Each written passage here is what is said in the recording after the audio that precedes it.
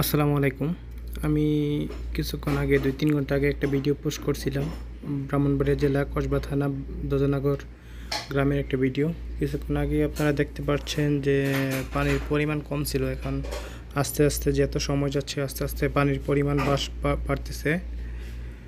তো এখন বর্তমানে পানি অনেক বেড়ে গেছে। আমি এই যে রাস্তাটা দেখতে পাচ্ছেন, এটা যাতায়াতের রাস্তা, গাড়ি চলাচলের রাস্তা।